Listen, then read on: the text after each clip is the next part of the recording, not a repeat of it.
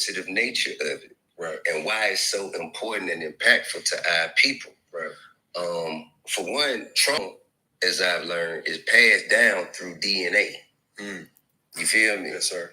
And law enforcement, as I've learned, of its origin, was purpose. Its purpose was to kill, capture, and collect slaves.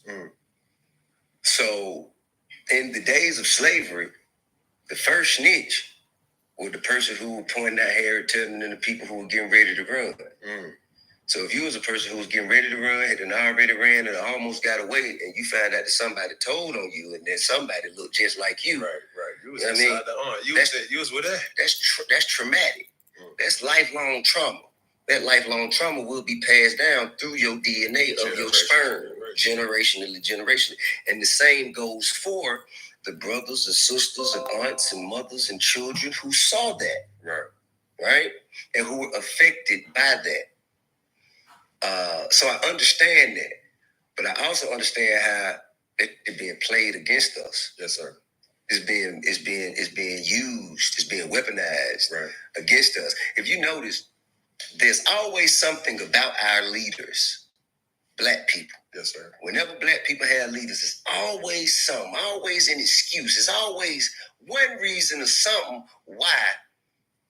I guess people are saying that you shouldn't follow them, or they shouldn't be some type of dirt. And it's always something. It's always something. You find a Black leader that's in existence that they haven't threw mud on, that they haven't used some or another. It's always something. Whereas, look at the white leaders. They got tons of dirt on them, and ain't nobody used it as a reason not to follow. Right. Or not to elect. You see what I'm saying? Right. So, I mean, I understand it. What's up, y'all?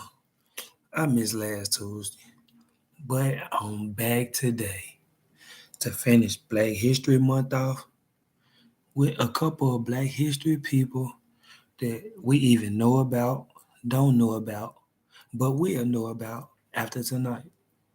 I actually was on YouTube, and this was the perfect topic on what Tilt was talking about with how we pass down our ancestors and our trauma and what we live with and deal with in today's society. And a lot of times it was passed on from generation to generation to generation, and it's up to us to stop it.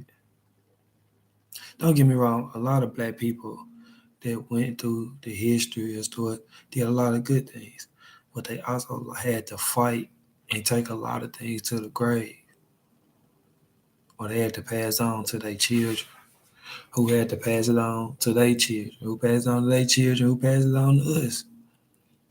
Did they know how to cope with it, didn't have the courage to, or didn't try to fight it. But I ain't gonna hold y'all long today. But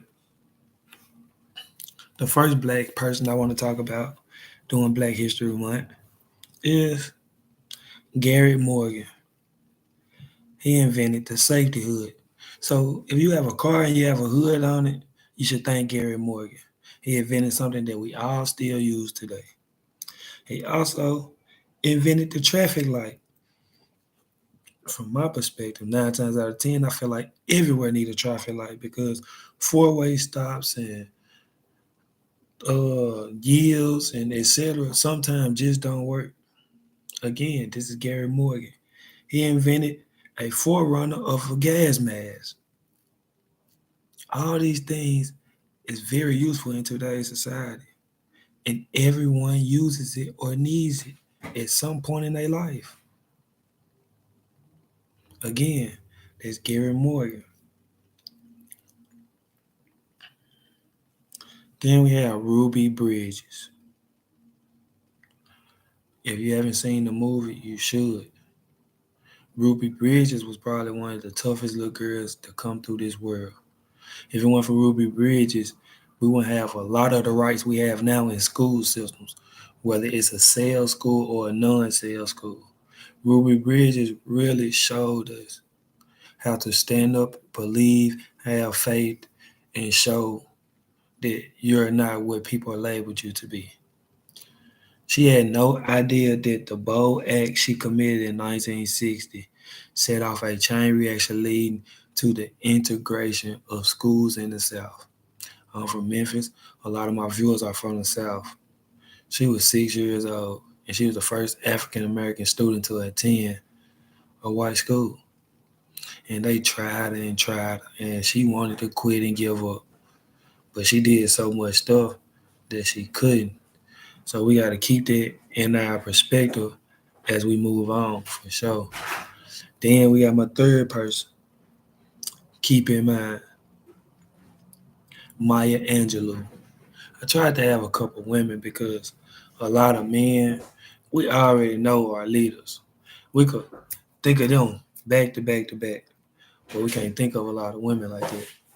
So Maya, she got uh over more than 30 best-selling titles.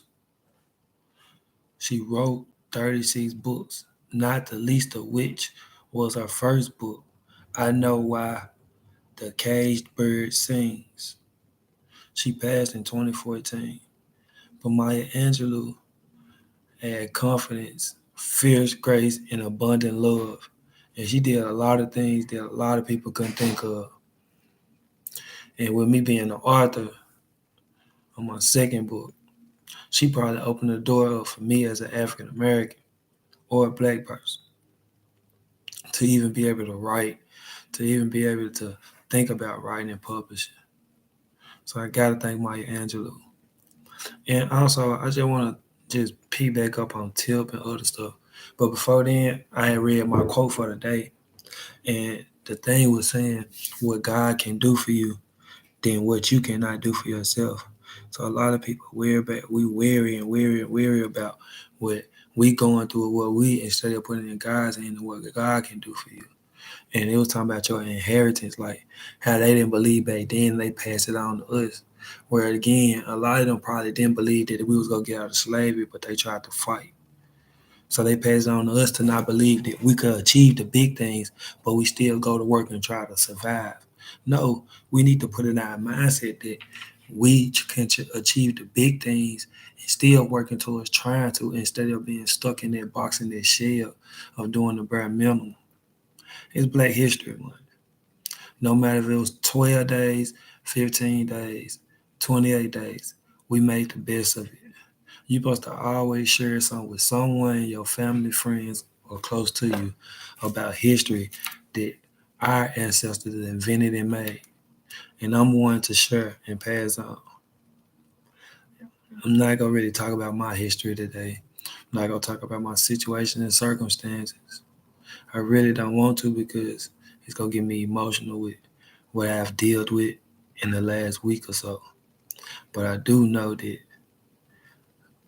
whatever you go through, when you come out, you're stronger and more knowledgeable and even more better. And I can't lie and say that everything I went through, I didn't come out better, stronger, or so on. But I do know Black History Month was a success. And make sure y'all share this with your children, cousins, brothers, or anybody. Again, it's Tuesday. Mr. Better Days is spoken. I have gave all I need to give. And the last thing I'm gonna leave you with, just because someone else blame or accuse you or something, don't fall in their trap to make them truthful to what they wasn't truthful for when they accused you. A lot of us be like, since you said it, I might as well go and do it. Nah, it's really a test from the enemy to use a mind game so you could do it. Nah, if they accuse you or blame you or something, let them accuse and blame you or something. You keep on doing the right thing and staying focused and motivated.